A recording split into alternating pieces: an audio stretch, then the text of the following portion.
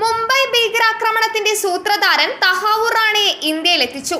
റാണയുമായുള്ള പ്രത്യേക വിമാനം ഡൽഹിയിൽ ഇറങ്ങി. വൈകാതെ ഇയാളെ NIA കസ്റ്റഡിയിലെടുത്ത് ചോദ്യം ചെയ്യും. IG, DIG, SP എന്നിവരടങ്ങുന്ന 12 അംഗ സംഘമാണ് ചോദ്യം ചെയ്യുക.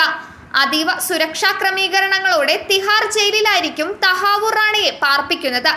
റാണയെ ഇന്ത്യയിൽ എത്തിക്കുന്നതിന്റെ ഭാഗമായി ഡൽഹിയിലും മുംബൈയിലും കനത്ത സുരക്ഷ ഒരുക്കിയിരുന്നു. മുംബൈ ക്രൈംബ്രാഞ്ചും റാണയെ കസ്റ്റഡിയിലെടുത്ത് ചോദ്യം ചെയ്യുമെന്ന് വിവരമുണ്ട്. മുംബൈയിൽ എത്തിക്കുകയാണെങ്കിൽ മുംബൈ ഭീകരാക്രമണത്തിലെ മറ്റൊരു പ്രതി അജ്മൽ കസബിനെ പാർപ്പിച്ചിരിക്കുന്ന ആർത്തർ റോഡിലെ സെൻട്രൽ ജയിലിലായിരിക്കും റാണയെയും എത്തിക്കുന്നത്. ഒരു സമ്പന്ന കുടുംബത്തിൽ ജനിച്ച റാണ ഇസ്ലാമാബാദിൽ വളർന്ന് ഹസൻ അബ്ദുൽ ഖേഡ് കോളേജിൽ പഠിച്ചു.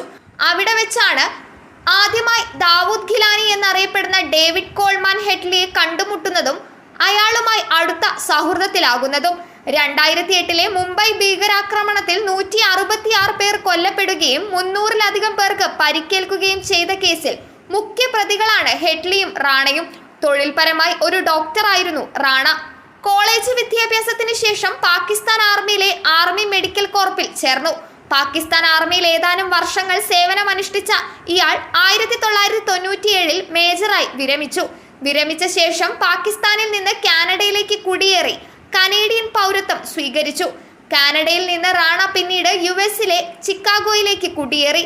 അവിടെ ഒരു ഇമിഗ്രേഷൻ ആൻഡ് വിസ ഏജൻസിയും ഒരു ഹലാൽ കശാപ്പുശാലയും ആരംഭിച്ചു. ഇന്ത്യൻ ഏജൻസികളുടെ റിപ്പോർട്ട് പ്രകാരം മുംബൈയിൽ ഭീകരാക്രമണം നടത്താനുള്ള ഗൂഢാലോചന 2005-ൽ ആരംഭിച്ചിരുന്നു. ലഷ്കർ ഇ ത്വയ്ബ നേതാവ് സാജിദ് മിർ, പാകിസ്ഥാൻ പൗരനായ മേജർ ഇക്ബാൽ എന്നിവർ ഹെഡ്ലിയുമായി സംഘം ചേർന്നാണ് പ്രവർത്തനം നടത്തിയതെന്നും വിവരമുണ്ട്. റാണ തന്റെ ഇമിഗ്രേഷൻ ഏജൻസി ഇവർക്കായി നൽകുകയും മുംബൈയിലെ ടാർഡിയോയിൽ ഒരു ശാഖ തുറക്കുകയും ചെയ്തു.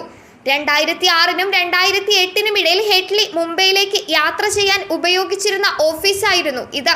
ഹെഡ്ലി മുംബൈയിലേക്ക് 5 യാത്രകൾ നടത്തിയിരുന്നു. ആക്രമണങ്ങൾ നടത്താൻ സാധ്യതയുള്ള സ്ഥലങ്ങൾ അന്വേഷിക്കുകയും ചെയ്തു. സാജിദ് മിർ, റാണ, മേജർ ഇക്ബാൽ തുടങ്ങിയവർക്ക് GPS കോർഡിനേറ്റുകൾ കൈമാറിയ ശേഷമാണ് ഹെഡ്ലി ഈ സ്ഥലങ്ങൾ ഉപയോഗിച്ചത്.